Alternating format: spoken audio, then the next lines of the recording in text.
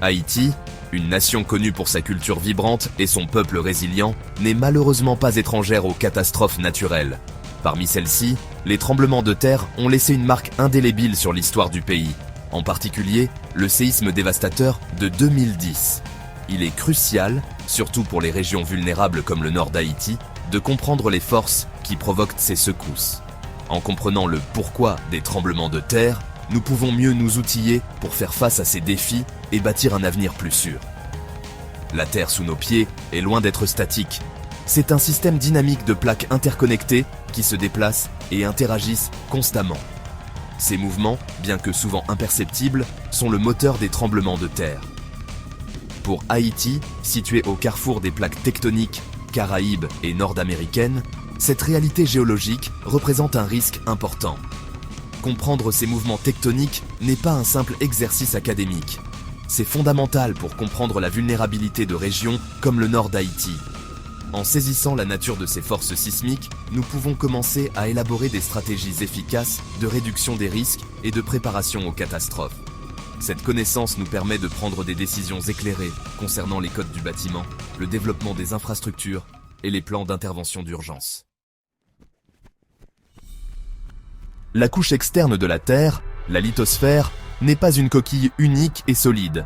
Elle est fracturée en de nombreux morceaux appelés plaques tectoniques, qui sont en mouvement constant, bien que extrêmement lent. Ce mouvement est entraîné par la chaleur intense émanant du noyau terrestre, créant des courants de convection dans le manteau, la couche située sous la lithosphère. Il existe 3 principaux types de frontières de plaques: convergentes, divergentes et transformantes.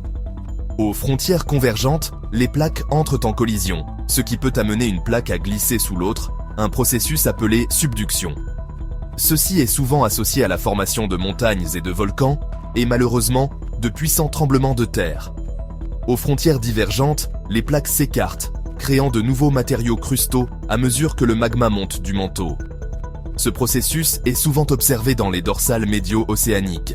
Enfin, aux frontières transformantes, les plaques glissent horizontalement les unes contre les autres. Bien que nous ayons fait des progrès significatifs dans la compréhension des mécanismes des tremblements de terre et l'identification des zones à haut risque sismique, prédire avec précision le moment, l'emplacement et la magnitude des tremblements de terre reste un défi. La croûte terrestre est incroyablement complexe, et les facteurs influençant la survenue des tremblements de terre sont nombreux et interdépendants. Malgré les progrès des techniques de surveillance et de l'analyse des données, identifier le moment précis où un tremblement de terre se produira échappe toujours aux scientifiques. Cela ne veut pas dire qu'aucun progrès n'a été réalisé. Nous avons développé des systèmes d'alerte précoce sophistiqués qui peuvent fournir de quelques secondes à quelques minutes de préavis avant l'arrivée des secousses les plus fortes.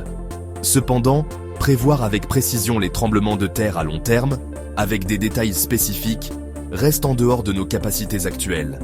Bien que la prédiction de tremblements de terre individuels avec certitude ne soit peut-être pas réalisable à l'heure actuelle, cela ne signifie pas que nous sommes impuissants face aux risques sismiques.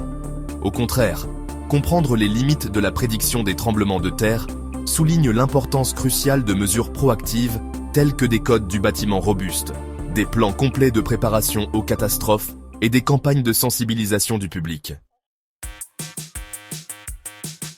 Bien que nous ne puissions pas éliminer complètement la menace de tremblements de terre, nous pouvons atténuer considérablement leur impact grâce à une approche multiforme qui met l'accent sur la prévention, la préparation et la résilience des infrastructures.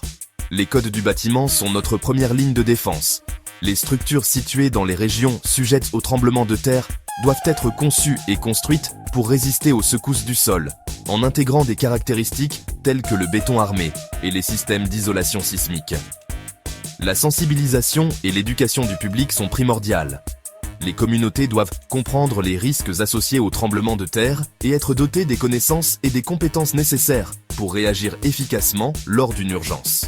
Cela comprend l'élaboration de plans d'urgence pour les ménages, la connaissance des voies d'évacuation sûres et la participation à des exercices de simulation de tremblements de terre. Investir dans des systèmes d'alerte précoce peut fournir de précieuses secondes, voire des minutes, de préavis avant que les secousses les plus intenses d'un tremblement de terre ne surviennent. Ce temps précieux peut permettre des actions automatisées, telles que la fermeture des conduites de gaz et l'arrêt des trains, et donner aux individus la possibilité de se mettre à l'abri. De plus, le renforcement des infrastructures, notamment des routes, des ponts et des hôpitaux, est essentiel pour assurer leur fonctionnalité au lendemain d'un tremblement de terre, facilitant ainsi les opérations de sauvetage et de secours.